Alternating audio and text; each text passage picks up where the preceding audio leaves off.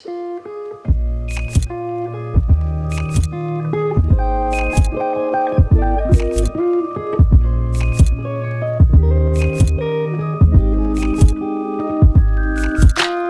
friends, welcome to my first Q&A video. I got a lot of good questions on Instagram and YouTube, and I'm going to break this video into 3 parts. It's going to be personal questions, questions about art and my shop, and questions about Instagram and YouTube. So let's get started. So the first question is, where are you from and where do you live now? I'm originally from Thailand, so I grew up in Bangkok my whole life, and I moved to the United States in 2018 for my master's degree.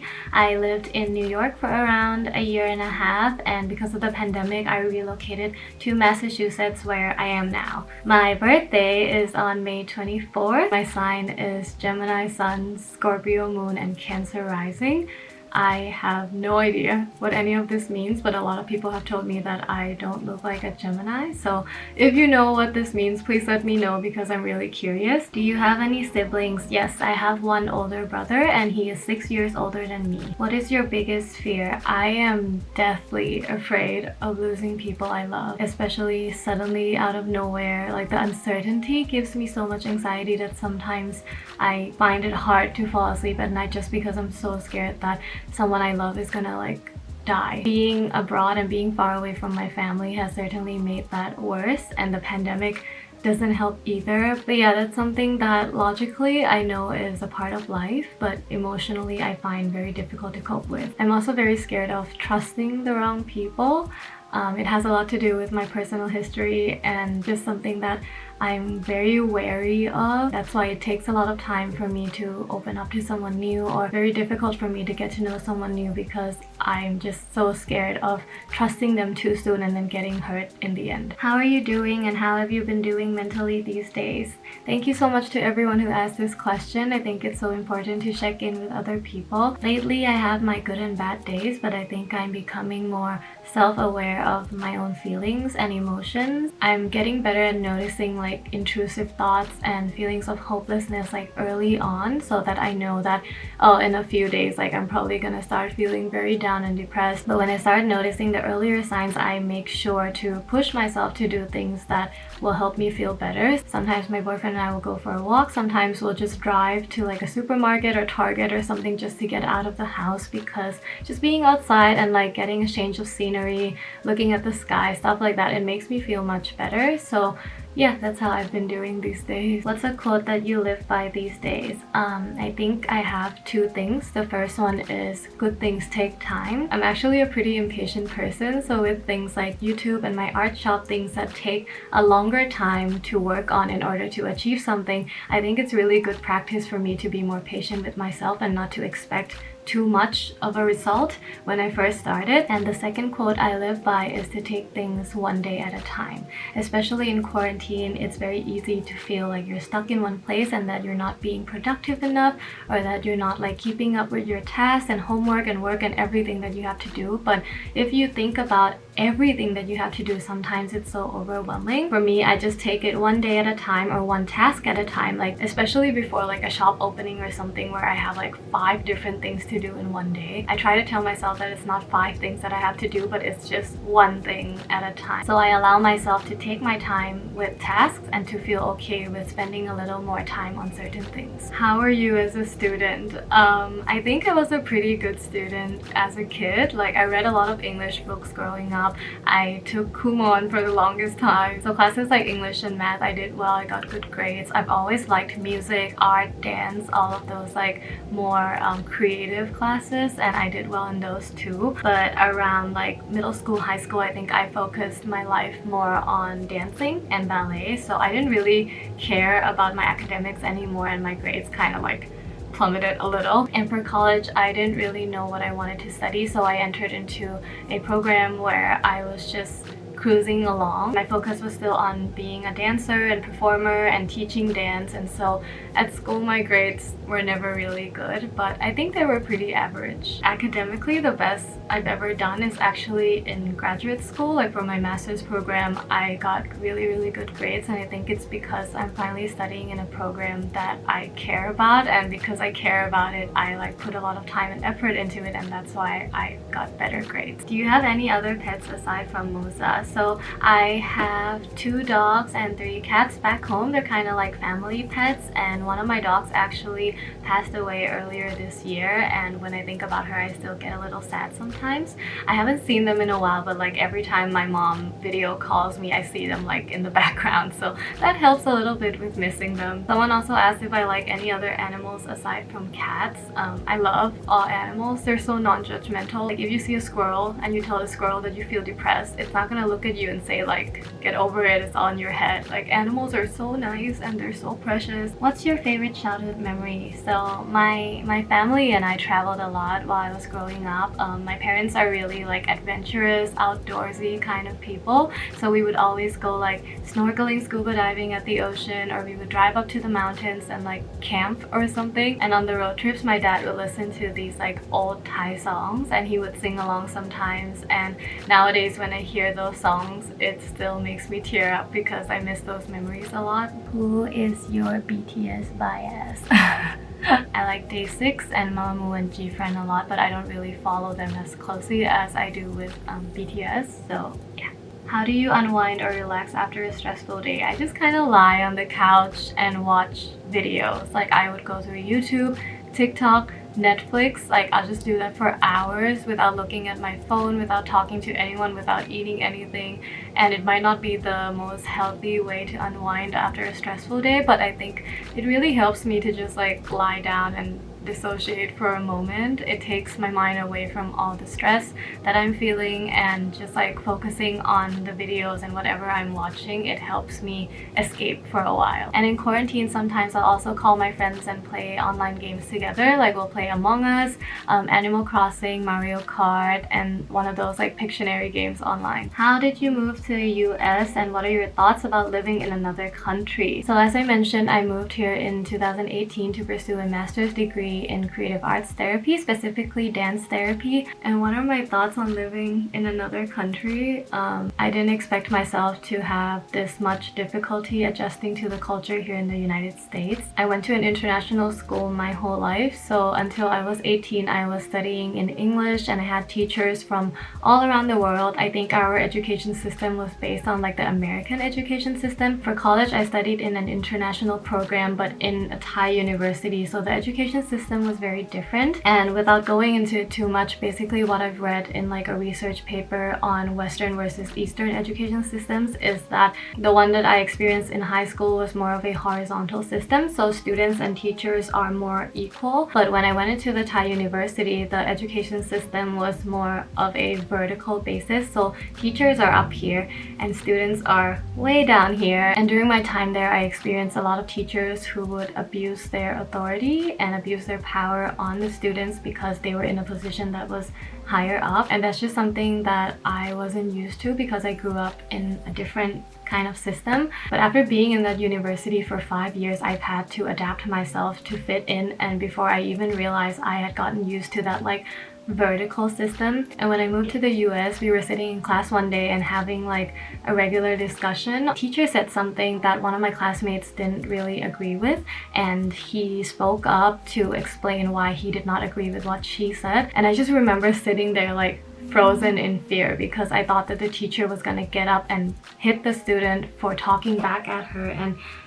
that's when I kind of realized that I had gotten so used to the Thai education system that I will have to rewire my brain again to understand that it's not like that here, and here students and teachers are more equal. Can you say more about dance therapy? So dance therapy is what I majored in for my graduate degree, and it's basically an alternative form of psychotherapy which utilizes dance and movement to help improve someone's psychological physical well-being or mental health. So when you think about traditional therapy, there's a therapist and a client, and they kind of use verbal communication to talk to each other to allow the patient to express their thoughts and feelings, and the therapist will ask questions that kind of promote like critical thinking and allow the patient to self-reflect and stuff like that. But with dance therapy, instead of using verbal communication, we use non-verbal communication instead. So something that's very common with people who experience mental health issues is that you feel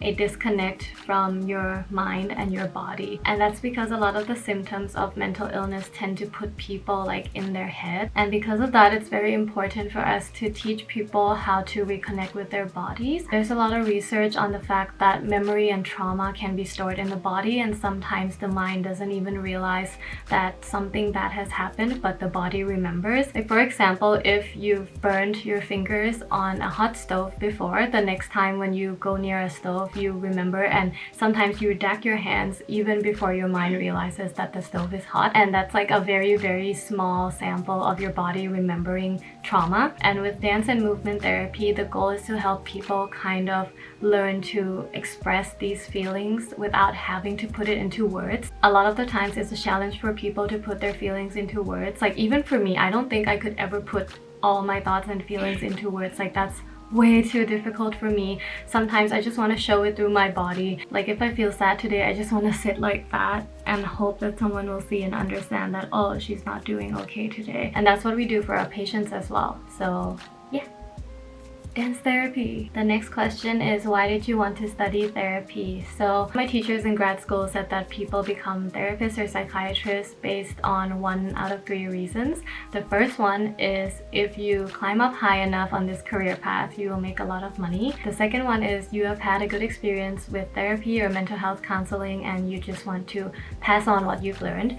And the last one is you've had bad experiences with therapy and mental health and you just want to change the outcome for someone else. And for me, it's the last one. I grew up in a part of the world where there wasn't a lot of knowledge or research about mental health or therapy, and it's a very stigmatized topic. Like even growing up, I did not know about depression, anxiety, psychosis, eating disorders. Like I did not have a name for any of that. And even in my native language, in Thai, I don't think there's a direct translation for the word mental illness. Back home, they just use the label crazy people for anyone who's like different or seems not normal mentally. And I hated that so much because it puts a negative connotation on people who are suffering from illnesses that are like the most difficult to work with. And after coming here and having the opportunity to like read a ton of research papers and learn about the science behind mental illness and mental health, it's just really validated my feelings and kind of helped me understand that when people brush off mental illness as like, it's just in your head, just suck it up, just think positive, like that's not true. Some of these conditions are very serious medical illnesses that need to be treated through proper therapy and proper medication. And that's the reason why I became so interested in dance therapy specifically, or creative arts therapy as like an entire field. It's because traditional therapy has been so stigmatized for so long that if I can offer something different, like an alternative form of healing through art, healing through dance, that might help someone feel less burdened by the stigma and feel more safe when they want to reach out and ask for professional help.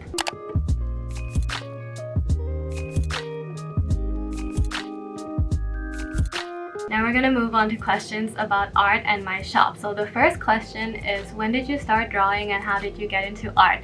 So as far as I can remember, I think I've always loved art. Drawing was one of my hobbies growing up, and I would always be like doodling little bunnies and flowers on my notes and worksheets. And my mom even took me to like art lessons outside of school, and I have so many good memories associated with those. I've always loved being creative, and I think I dabbled in many different forms of art. I did dance, drawing, painting, photography. I even played around with like video editing and filmmaking for a while. I've always loved being creative, but I just never seriously considered it as like a possible career, and I think that has to do with how I've been taught to do art in the past. So in high school I did 2 years of IB Visual Arts higher level, and the IB is kind of like the British equivalent of the AP in the United States. By the end of the 2 years we were expected to submit 2 to 3 workbooks, which are essentially like sketchbooks with some art research and art history in it, and 32 pieces of art. So with that big of a requirement, I had like the good opportunity to play around with different mediums and see what I liked the most. At the time my style was very monochromatic. My mediums of choice were graphite and charcoal because colors intimidated me. I was so scared to use colors in high school because there's so many to choose from. Like, I didn't understand if this looked good with this, and how do I pick colors, and where do I put colors, and are highlights always white, are shadows always black? It's just so confusing for me, so I just stuck to black and white, which was my like safe space. But a lot of the classes were more technique based, so the teacher would teach you how to like do a perfect drawing of a water bottle, do a perfect drawing of a light bulb, how to draw a bicycle as realistically as possible, and if you couldn't achieve that, then you weren't good enough. And that was my mindset for the longest time, that like I wasn't good enough of an artist because I could not achieve realism. I remember one of my projects was to make a self-portrait, and for some reason I decided to do like a sculpture for that. So I made this plaster sculpture of a ballerina, and she was like posing with her hand in fifth. She had her feet in like a piqué, and like she was wearing a pink tutu, pink leotard. It was like very pretty on the outside, but underneath her like pretty pink tutu I added words like worthless, fat, ugly, not good enough, stupid, just things that I like truly thought of myself underneath the facade that is like this elegant, pretty ballerina that I tried so hard to be. And at the time I remember my teacher saying that this doesn't qualify as a self-portrait, and I just took it because as like a 16-year-old I didn't know any better. But now looking back, I can totally see that the teacher wasn't necessarily right, and the piece and the message that I was trying to send out was actually pretty powerful for like 16-year-old Malin to do. It's just unfortunate that I like easily believed the teacher's criticism and didn't really like stay true to my voice. I kind of went off on a tangent there, didn't I? So back to the Q&A. The next question is, did you go to art school? No, I did not go to art school. I remember applying to over 10 different art schools all across the US, and I actually got into a lot of them, including Pratt Institute, which is the university that I ended up graduating from for my master's.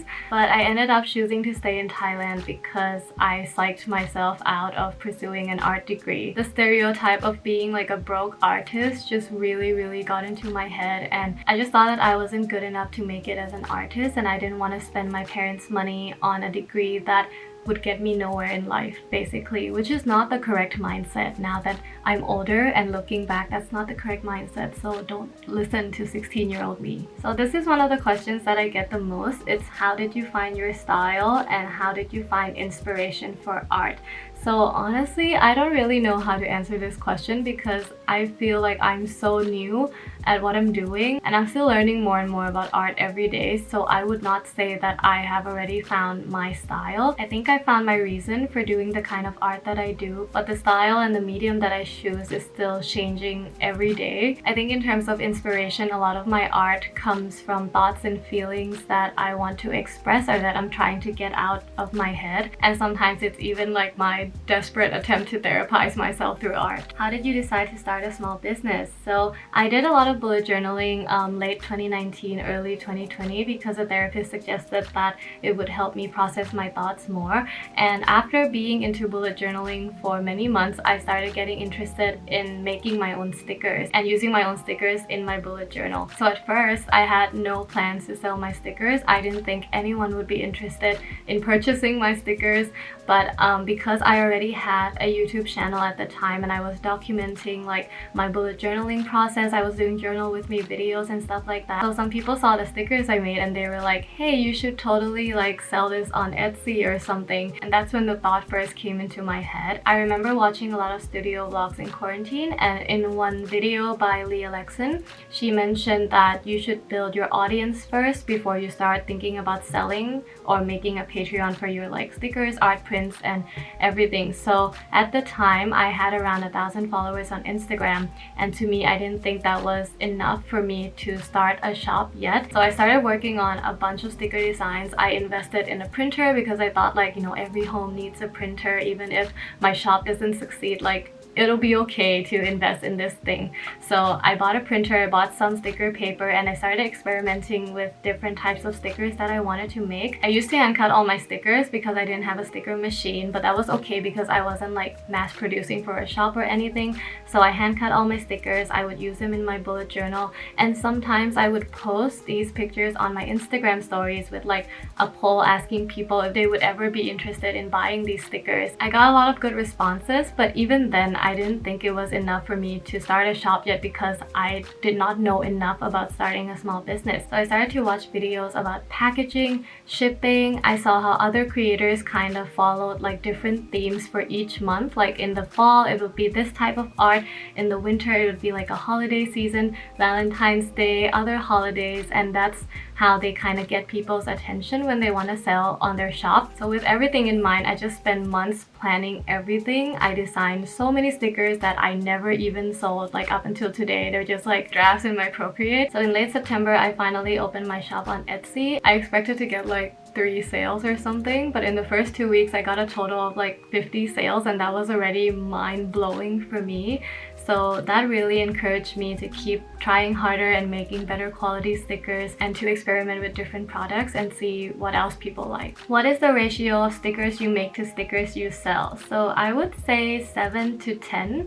I usually start by designing my stickers traditionally. So I have a sketchbook where I draw everything out by hand, and I'll pick my favorites from like those random drawings and turn them into digital drawings. And even after printing those into stickers, I still don't decide to sell all of them. So yeah, 7 out of 10. How do you size your stickers and art prints? So I draw everything on a 2000 by 2000 pixel canvas on Procreate. I set my color profile to CMYK, and my DPI is always 300 or above because it just prints better. When sizing my stickers, I use the Cricut Design app that I downloaded with my Cricut machine, and I just kind of select my stickers to be around 2 to 3 inches, and all my sticker sheets are around 4 by 6 inches, which is like the general size of a postcard. What is your favorite item on your shop? I love my new self-care stickers so much because they came from an original idea that I had way back in July, but at the time I didn't have a cutting machine and I couldn't hand cut like very intricate designs, so I had to keep everything round,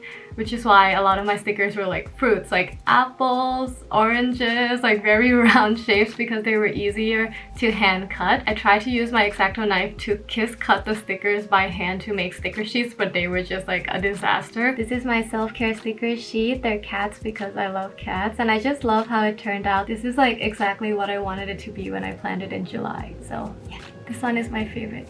How did you gain so many followers on Instagram and YouTube? So I think it comes down to 2 things.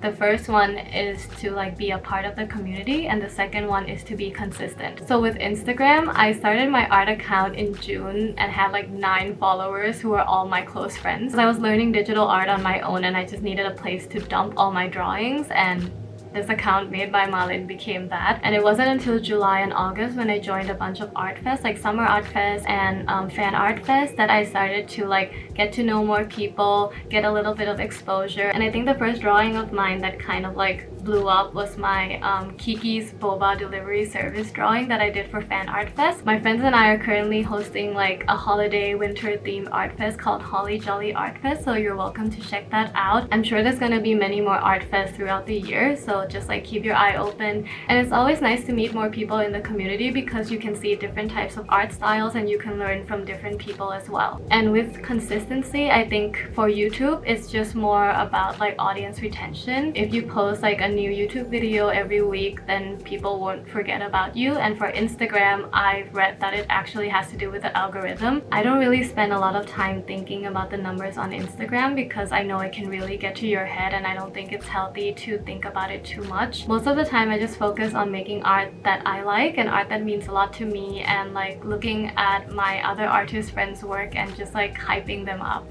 What is your inspiration to keep going? So I love learning, and I always consider myself like a very curious person, and that's how I approach everything that I'm doing right now, whether it's like art shop or art making, Instagram, YouTube, small business, everything like that. My motivation to keep going is that I can still learn more, I can still do better, and it makes me feel excited to think that I can learn a new piece of information that would make what I'm doing now even better than it actually is. I'm always looking at other creators to see how they package their orders, how they manage their time, because I feel like there's always room for improvement, and I think my like personal need to keep growing really motivates and inspires me to keep going.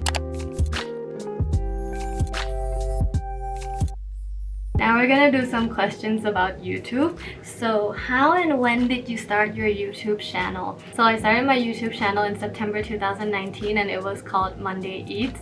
I used to film on my iPhone 7 Plus and I edited with iMovie, and all my videos were like 3 to 5 minutes long, and I just kind of documented my everyday life going to grad school, living in New York, and especially what I ate. It was not the most healthy time in my life. I talked a lot about depression and anxiety and my eating disorder, so it feels very bittersweet to look back and see how far I've come as a person, and my channel as well. What is your favorite thing about YouTube? I love the freedom of creativity. I love that this channel belongs to me and I can do anything I want. I'm very interested in filming different places, people, things, and seeing how I can use like music and editing to portray them from how I see the world. And I know sometimes my videos aren't like that deep, they're just like day-to-day life videos, but I see video making as a form of art and a form of self-expression, so it means a lot to me to be able to express myself through my work, because like I mentioned before, it's not easy for me to talk about my thoughts and feelings verbally. Do you earn money from YouTube, and how? So transparency time, yes, I do earn money from YouTube.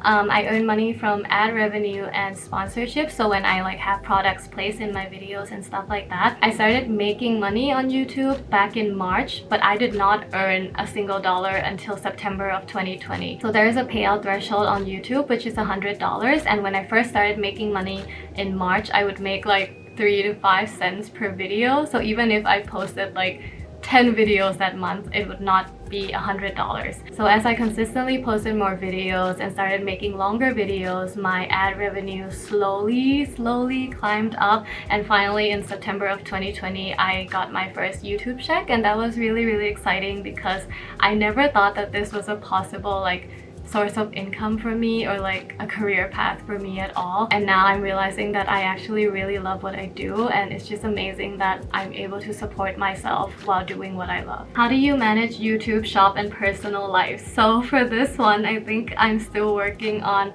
managing my time better. I'm not the best with time management and I tend to procrastinate a lot, but lately I've been sticking to this new schedule because I signed a partnership with Skillshare and I have to be very diligent with when I upload my videos. So now my schedule is to upload a new video every Wednesday night. I give myself around 5 days to film, 2 days to edit, and with my shop, when it's open, I'll just pack my orders anytime throughout the week, but I try to mail out my orders on Wednesdays and Fridays.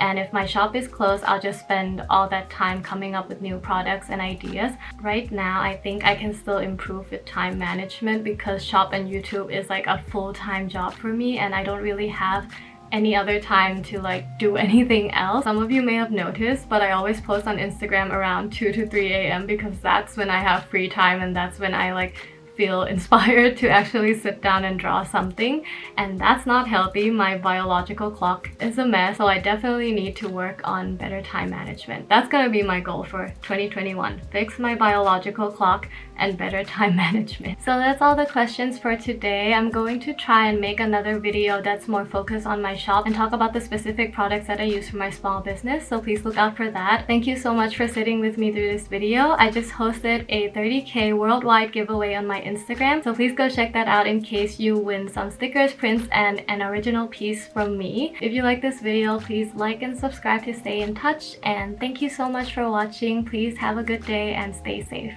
Bye!